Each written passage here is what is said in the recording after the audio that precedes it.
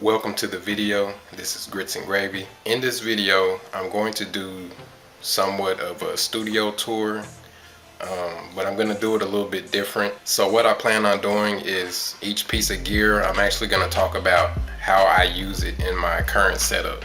There's a couple reasons why I wanted to do this video. One of the reasons is because I see a lot of studio tour videos and honestly, I don't think they're very helpful. And one of the reasons is because a lot of gear is shown, but it's not really explained how it enhances the workflow or if it's even being used in the studio. So I really don't think a lot of times that's very helpful. Another reason why I want to do this video now is because this room is never going to look like this again, because I just moved into it. I thought it'd be a good time to shoot this video because things are gonna look different, and it's kind of like documenting it, but also I think this video will help a lot of producers, a lot of artists out there who maybe are trying to make sense of their own setup, you know, trying to get a better workflow and, you know, things like that. So the first thing I want to talk about is the actual camera that I'm recording this with, and I just want to mention it real quick. It's an extremely old digital camera, and the reason why I'm using it right now is because it's the easiest way just to film the room. It is not a good camera. It's probably, it has to be over 12 years old now. And really the only times I use it is for situations like this. I really don't use it on a day-to-day basis, and that's probably why it's still working today. So now let's go through all the different pieces of gear. Okay, so the Akai MK3 it started glitching on me, and I bought another keyboard over here to pretty much replace it, because you know this one's just a MIDI controller. I really like how solid they are, and if you ever use one, you probably know what I mean. But if it ever stops tripping on me, I might use it for something.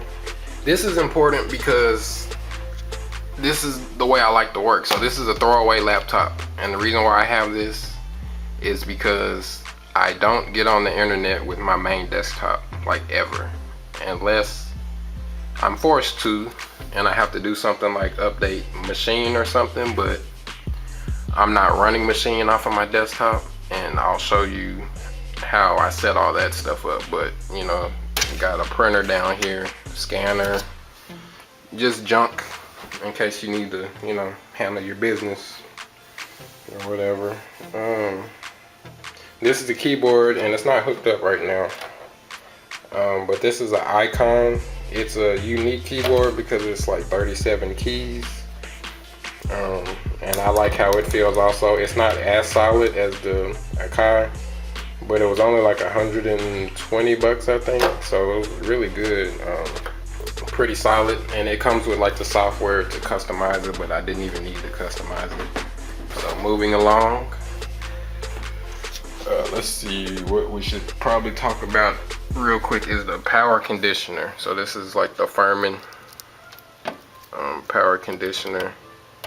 Very, very important, because for example, when I used to plug up the Akai keyboard back there to just the straight wall, the display would like blink, like it's like blue LED or whatever, and it was never stable. When I plugged it into the power conditioner, it actually stabilized it. So you can just imagine what that probably does to the circuitry over time, you know, with it. It's not supposed to be pulsing like that or whatever. So this, you know, it's good to plug all your stuff into something like this, you know, to protect it, because you know, you spend a lot of money on your stuff, you don't want it to, something to blow up or whatever. Okay, this is my desktop. I custom built this desktop. Right now it's a 4th generation Pentium, if I'm not mistaken. It has 8 gigabytes of RAM.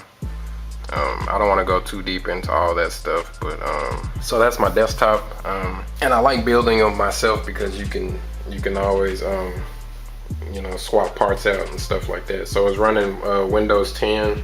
We got a wireless keyboard, so usually I'll like sit this in my lap. If you ever seen me making beats on one of my videos, you might have seen this like up under like under the machine, and that's because it was sitting in my lap or whatever. So that's real handy. The mouse, it's not actually a set. The mouse was tripping. Like I had a wireless mouse, but it was tripping. So I just plugged this mouse up because it's been reliable. So that's my mouse. Then we got the Presonus Faderport. Honestly, I haven't used it much. It works perfectly fine. I just got it not too long ago.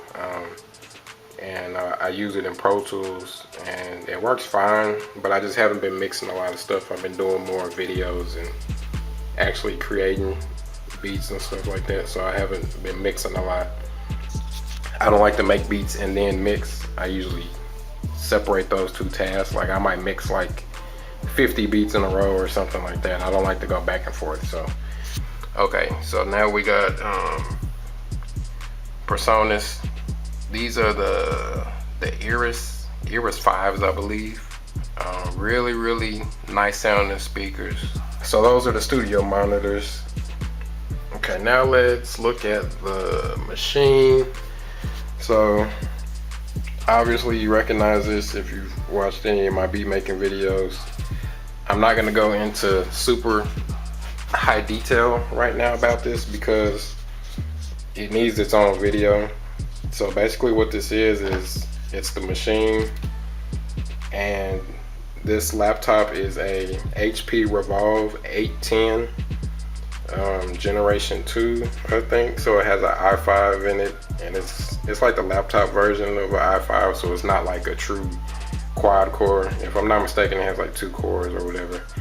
It's pretty decent, but it's older as well. So like my laptop and my desktop are both 4th generation Intels. So I'm definitely gonna upgrade, but I mean for right now it's straight. So also what this has in it is, like, if you can see like the side, like it's basically like a box, and I think I'm gonna redo the box. But what it has inside is a 1 terabyte mechanical drive in there, and that has Komplete 11 on it. So what I plan on doing is getting the SSD, since the prices came down on those, and put Komplete on the SSD. I almost forgot to mention my mics real quick. So this is a Shure PG58. It's just a dynamic mic or whatever. It's pretty old. I use it just to capture my voice. It's connected to the machine with this cord right here. So it's like, you know, I put 2 cords together, this yellow one. So that just runs into the machine to capture my voice, because the machine can't do phantom power. So I can't use this mic. So this right here, sorry, I'm trying to do everything with one hand, but this right here, this is my Sterling Audio condenser mic. Got it from Guitar Center a while ago. It's a ST51. So hopefully soon I can start back using it again. I'll figure it out. This right here, usually what I do with this is like I attach it to my headphones because it's easier. I don't really like the over the shoulder view when I'm making beats because I feel like it's not a good angle. So I'm trying out different angles and stuff, but this is usually the overhead. This captures the overhead view. Okay, the 2 screens, these are 2 19-inch Dells matching pair. I got them, they were used, came with the cables and everything, got a really good deal on them. They have scuffs, but I don't care. They work pretty good. So now let's talk about the audio interface and the headphones real quick, and then I'll explain like how I would actually shoot a video and get sound and everything all into one place. This is the Audient ID4. Nice interface, sounds nice. These 2 plugs right here are going to the speakers, to my Presonus speakers. This purple cord right here is the left input, so it's coming out of machine into the Audient, and that's the left channel. The blue one is the right channel. The right channel is also used for like the DI for like guitar signals and stuff like that, but you can also run stereo, just a straight line input. And cool thing about it is you can keep it in mono, or you can, I'm trying to do this with one hand, but you can, come on. Basically what I'm doing is panning hard left and right, so now it's like true stereo. Headphones, Audio Technica. These are the M40X's. Pretty nice. I think these are the ones that are right under $100. I think the 50X's are what you really want, and that's probably what I'm gonna get next, but I have no reason to upgrade. They're pretty old, but they sound exactly the same as when I got them, so usually I won't replace something until it breaks on me. So let me show you how I will go about recording a video. So I use OBS, and what I would do, let's say I want to make a beat making video. Open OBS on the desktop, open OBS on the laptop. I have an Ethernet cable running from the laptop to the desktop, and what that does is it sends my laptop's screen to OBS on the desktop. So basically my desktop captures everything, sound, video, everything. That's all it does. And then I'll excuse me, then I'll actually edit the video on the desktop. Then what I would do is, you know, I make my beat or whatever. So if you can see right there, I'm tapping this pad, I'm getting sound. Remember, the sound is running from the machine to the Audient. The Audient is connected to the desktop. So I think that's pretty much it. So like I was saying, I really wanted to shoot this video just to show the gear and show examples of how it's used. So thanks for watching this video. I hope it was helpful in some kind of way. Once again, my name is Grits and Gravy. Please like, comment, and subscribe, and watch all my other beat making videos in Maschine and my tutorials, and I'll catch you in the next video.